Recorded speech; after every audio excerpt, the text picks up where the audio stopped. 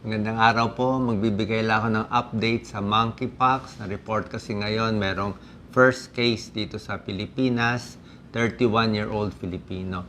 Alam ko marami nangangamba kung ano iniisip nila. Unang-una po, hindi naman to pareho sa COVID na magkakaroon ng lockdown. So, huwag kayong mag-alala sa lockdown, huwag kayong mag-alala sa trabaho nyo, sa negosyo nyo. Okay lang po yun. Huwag tayong mabahala, yung mental health natin, okay lang yan. Pero ito, kailangan din natin alam para alam natin yung tamang pag-iingat, lalo na sa mga high-risk groups. Explain natin sino yung mga possible tamaan ng monkeypox. So, unang-una, ang monkeypox, hindi naman siya airborne. So, hindi ganun yung hawa niya. Ang hawa niya talaga close contact. So, kailangan close ka doon sa taong may monkeypox. Ang very obvious kasi sa kanya, kakaiba yung mga lesions niya, mga vesicle. Para siyang chickenpox no? Kitang-kita po. Pwede sa kamay, pwede sa muka, pwede sa private part ng lalaki, pwede rin sa puwet. Yan, So, close contact, tapos, kailangan ma-inform din yung ibang may close contact doon sa pasyente. Ano ang mga sintomas? So, meron siyang sintomas ng viral infection. Fever, pareho sa iba, lagnat, muscle pain, alam niyo yan. Pero meron din siyang kakaibang sintomas. May namamaga yung mga kulani. Pwedeng kulani sa leeg, sa singit, yan, iba. Tapos, very obvious, itong mga lesions niya. Ito, sa katawan. Pwede sa kamay, pwede sa muka, tapos 30% meron sa private part, lalo na sa lalaki, meron din sa puwet, 30%. Tapos ang incubation period niya, 5 to 21 days.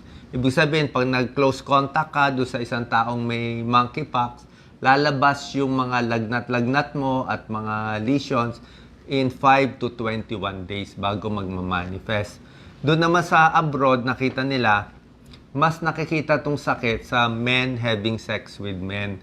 So kung may partner na lalaki, yung isang lalaki, mas marami nakikita doon ang cases ng monkeypox. Pero pwede rin siya kumalat sa iba kung may ibang partner at meron din nakita na hawa yung mga bata. Let's say yung kasama sa bahay may monkeypox, pag close contact siguro lagi nakadikit o nag-aalaga ng bata, pwede rin mahawahan ng bata. Ano ba yung close contact? Close contact talagang medyo dikit at matagal. Pero kung sandali lang, usap lang, hindi naman siya airborne, handshake lang, okay lang yun dapat.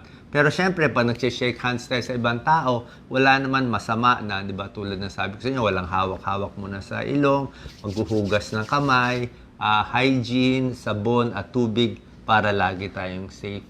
Diba? Pero ngayon nakikita nila sa mga high-risk groups, kumakalat yung monkeypox.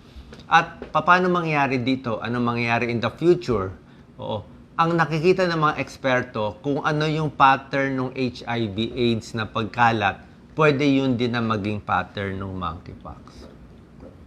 Yan, may rashes sa kamay, face, hands, feet, mouth, at private parts. Dito sa may puwet na area, pwede rin.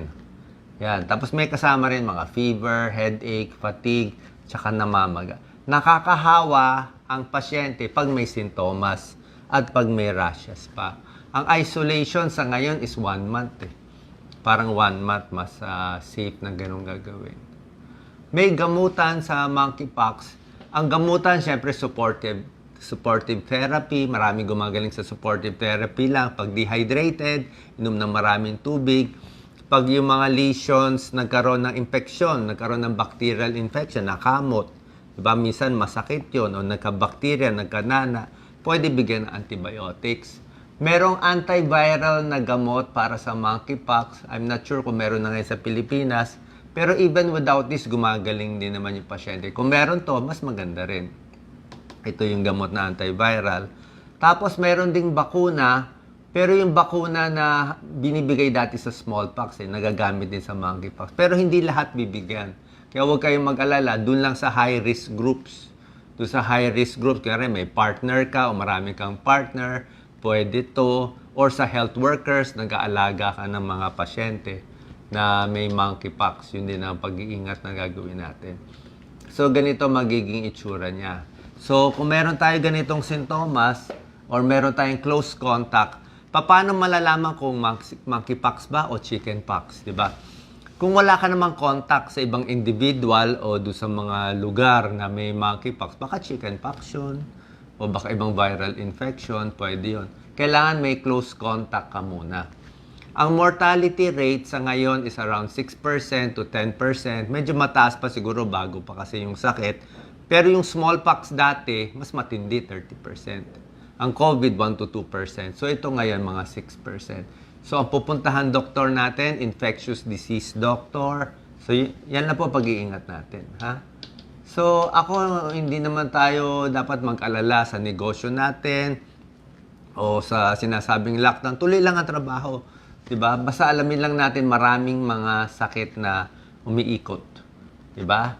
Pero syempre, mas worried pa tayo sa mga sakit na mga delikado talaga. Yung mga heart attack, stroke, yan. Diyan talaga marami namamatay, diabetes. Pero ito, since bagong sakit, maganda alam na rin natin para pwede na mag-ingat, lalo na dito sa mga high-risk groups.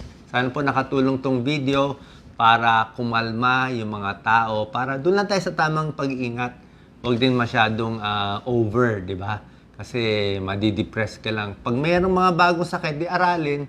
O, ito naman kasi, hindi naman siya airborne katulad nung isa eh. So, Okay? pag may skin lesion, sinong doktor po? Yes, infectious disease doctor, mas maganda. Tapos mayroong testing. Hopefully, mapalakas ng gobyerno yung testing for monkeypox, yung gamot for monkeypox. Pati rin yung mga gamot sa mga ibang sakit, yun naman talaga tinitingnan natin. Salamat po. God bless po.